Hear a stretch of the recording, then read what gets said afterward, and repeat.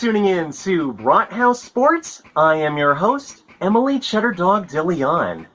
The Browns made a couple of signings, and one that I forgot to discuss in my last episode of Brathouse Sports. On March 20th, the Browns signed running back D'Onta Foreman from the Chicago Bears to a one-year deal worth $1.1 million and a $167,000 signing bonus. Foreman was the Texans' third-round pick in the 2017 NFL Draft, where he played 2 seasons, then jumped around to Indianapolis, Tennessee, Atlanta, Carolina, and back to the Titans between 2019 to 2022. This was to add depth to the position with the possibility that Nick Chubb might not be ready to come week 1 of the upcoming 2024 season. Last week, the team also signed Jets cornerback Justin Hardee. Hardee is a Cleveland native who started his NFL career as an undrafted free agent in 2017, also with the Texans on their practice squad. Hardee then signed with the Saints, where he moved from the practice squad to their active roster and played from 2017 to 2020. He later played with the New York Jets, where he played in his first Pro Bowl in 2022. Well, Charlie Brown is back. Oh, good grief. 2 weeks ago, the Browns signed kicker Cade York to a one-year deal worth $985,000. Near the end of the 2023 preseason, York was cut and replaced by Dustin Hopkins, but was offered to sign with the practice squad. Instead, Cade York signed with the practice squad of the Tennessee Titans until November 3rd, when he signed with the Giants practice squad. He never got to play a game with the Titans nor Giants, as former Green Bay Packer Mason Crosby took over the kicking duties in New York, and York himself went onto injured reserve after suffering a quad injury. Currently, Cade York is listed on the Browns' active roster, but it is possible he could be either taking on a position battle with Dustin Hopkins or to serve as a backup.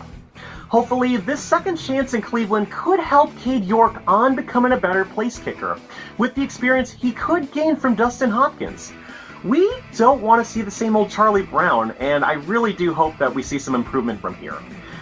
With the free agency period in the rearview mirror, the Browns have very few spots to fill, but Dogs by Nature's Barry Shuck has released his list of college prospects the Browns have been in talks with during the All-Star Games, NFL Combine, or during visits in Berea. These are my favorite from Shuck's list. One such player is LSU's defensive tackle Mason Smith, who will need some development, but is physically gifted and is good at stopping the run. Wide receiver Troy Franklin of Oregon was approached at the Combine, as it is GM Andrew Berry's vision of having an explosive receiving corps. Offensive guard Christian Haynes of UConn was contacted at the Reese's Senior Bowl, who could be picked to help to add depth to a position already fortified by Joel Bitonio and Wyatt Teller. Offensive tackle Kieran Amagati is a possible sleeper in this draft for his versatility and intelligence. The Ivy League is something to overlook these days, but he can turn heads. And my favorite pick would be offensive tackle and big boy Patrick Paul from Houston, who has a wingspan of 86.25 inches. Apart from this, Paul has the quickness and build for pass protection, and can set his feet that will help in the long run.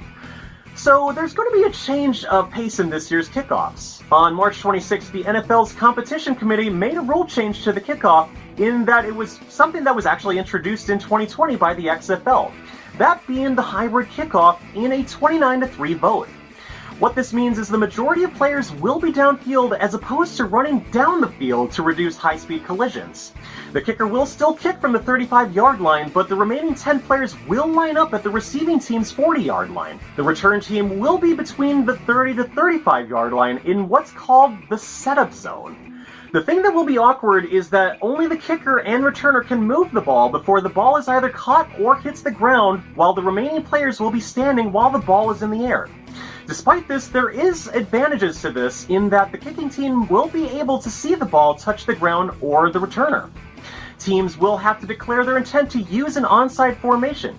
Squib kicks would mostly be eliminated in most situations, because any kick that lands short of the 20-yard line could be ruled down and marked at the 40.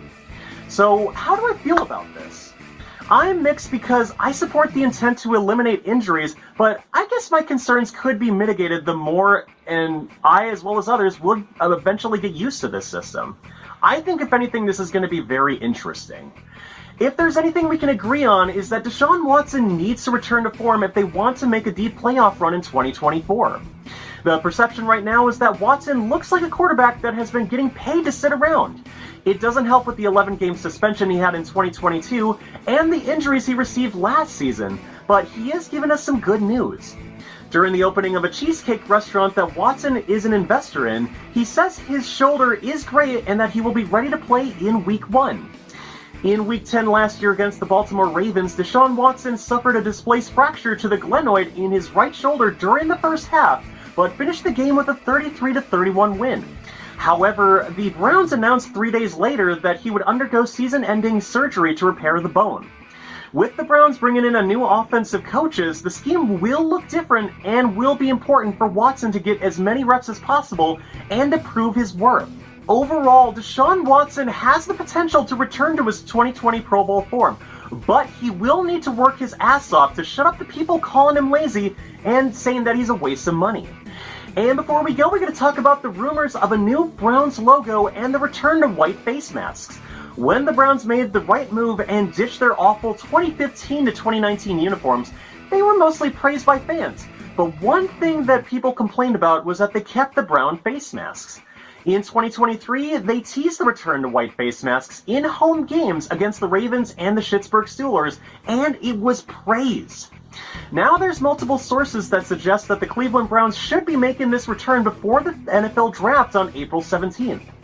Literally almost 2 weeks ago, I made this very speculation about how the Browns logo appears in this year's NFL draft hats, which in fact gives this rumor some substance. This will set Cleveland as one of the 5 NFL teams to unveil a new logo and/or uniforms this month, joining the Detroit Lions, Denver Broncos, Houston Texans, and the New York Jets this month. And thank you again for tuning in to Brathouse Sports. Once again, I'm your host, Emily Cheddar-Dog DeLeon. Please like and subscribe and turn on the notification bell, as I'd greatly appreciate it. It's also how you can find more of my videos and help me get through the algorithms as well. Once again, I'm your host, Emily Cheddar-Dog DeLeon, and I will see you next time.